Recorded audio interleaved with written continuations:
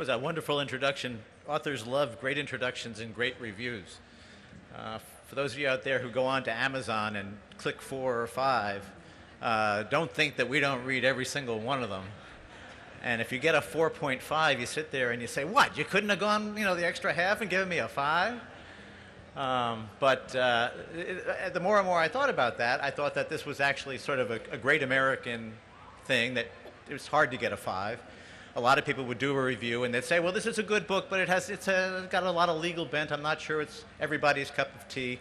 And it shows sort of a reasonableness and a tolerance that Americans have. And in one of my reviews was along that line. It came from the town librarian in Auburn, Maine. And when they get a new book into the library, she reads it, and then she sends a little note around to everybody, because the winters in Maine are long. And there's nothing like sitting in front of a fire as the snow comes down in June and reading a good book. And this is what she wrote. She said, this is the definitive book of a great attorney, filled with courtroom drama and celebrity gossip, if you like that kind of thing. So I hope you like this kind of thing. 100 years ago last fall, Clarence Darrow, the famous defense attorney, stood on a downtown Los Angeles sidewalk, and he watched his chief investigator, seized by the police, caught in the act of bribing a juror. A few weeks later, Darrow was indicted on 2 counts of bribery, and Bert Franklin, the investigator, agreed to testify against him. He swore that Darrow had ordered him to pay $4,000 to jurors who agreed to vote not guilty. And Darrow was at that time, at the height of his fame, one of America's foremost trial lawyers, political leaders, and populist champions. And his careen staggered off track there in Southern California. Caught up by shame, he left his wife one rainy night for the apartment of his mistress. With a revolver in one pocket and a whiskey bottle in the other, he sat down and vowed to kill himself. She brought out 2 glasses. They sat at a wooden table underneath one of those swinging bare light bulbs. And fortunately for us, she talked him out of it. He went on to create an American archetype: lawyer for the little guy, advocate for the common folk, hooking his thumbs in his vest or his suspenders, regarding the jury from beneath that cascading shock of hair, speaking with plain but emotional conviction of the nobility of man, the frailty of mankind, and the threat to liberty posed by narrow-minded men of wealth and their legal guns for hire. And his words, I believed, resonate especially today. With the land and possessions of America rapidly passing into the hands of a favored few, he said 100 years ago, with thousands of men and women in idleness and want, with wages constantly tending to a lower level, with the knowledge that the servants of the people elected to correct abuses are bought and sold in legislative halls at the bidding of corporations and individuals, with all these notorious evils sapping the foundations of popular government and destroying personal liberty, a rude awakening must come. It was quite a show. In the days before radio and television, the era's legal clashes supplied the form of mass entertainment. It was not unusual for the courtroom to be packed with off-duty lawyers, judges, the local bishop, politicians, newspapermen, and the hallways outside jammed with spectators trying to get in. At times in his career, thousands of people would surround the courthouse on the outside, listening, hoping to catch a glimpse of Darrow's words coming through the windows as he closed for the defense. Now, in his lectures and his public speaking, which he did a lot of, Darrow affected a humble awkwardness, and in court, a simplicity to endear him to his audience. He'd start with his arms folded, tapping his gold spectacles on his shoulder, his brow contracted in thought.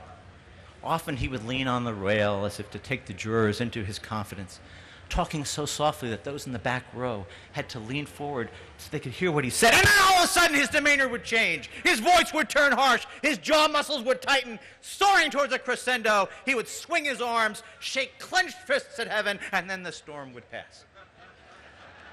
Sun would return. The jurors would relax, and Darrow would be genial and engaging, lightening the mood with a wisecrack. He never addressed juries, he said. He spoke to them. His appeals to juries were all about context. This is where he's very important to American legal proceeding and legal history.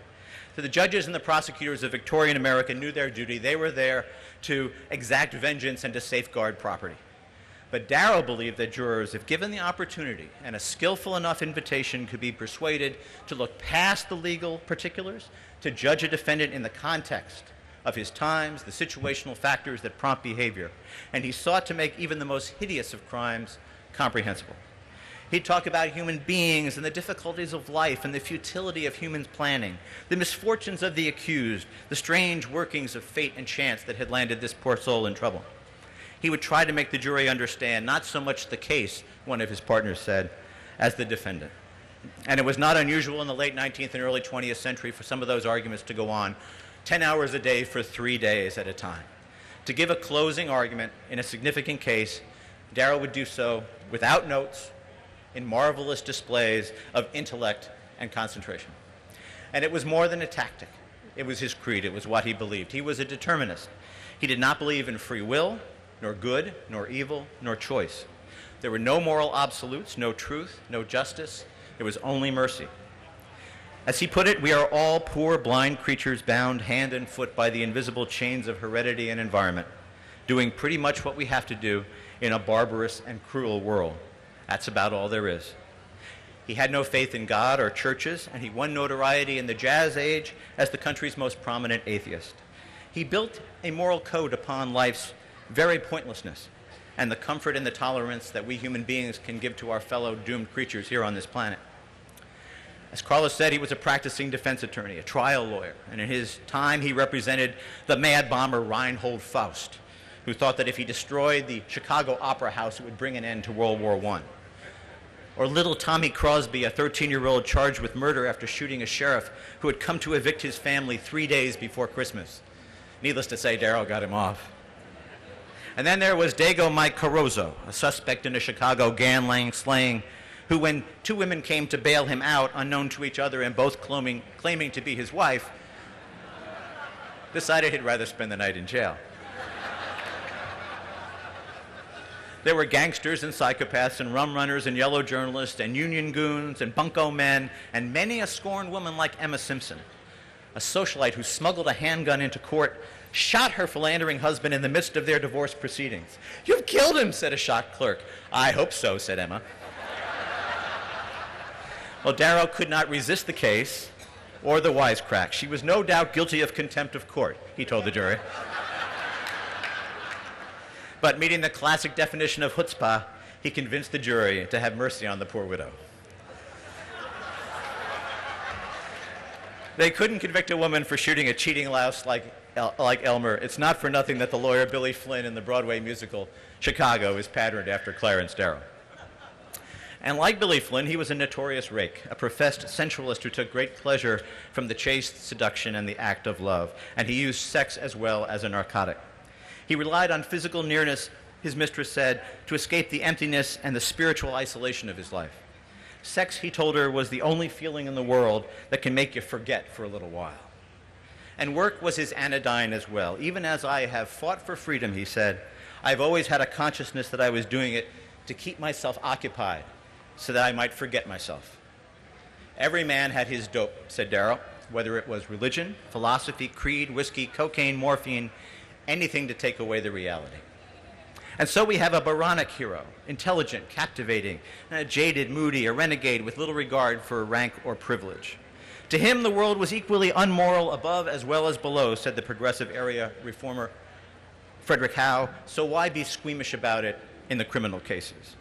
And in the course of that 60-year career, Darrow would tailor testimony, pay off witnesses and jurors, and twice be tried for jury bribing, in both times narrowly escaping. Do not the rich and powerful bribe juries, he would ask? Do not they intimidate and coerce judges? Do they shrink from any weapon? And yet, what marked Darrow was his ineffable compassion for those who faced loss or despair or persecution.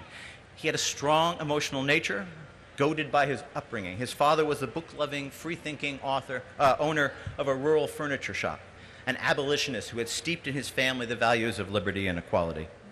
And compassion played the role of a unifying theory in Darrow's chaotic universe. The bench in his outer office was invariably filled by men in overalls.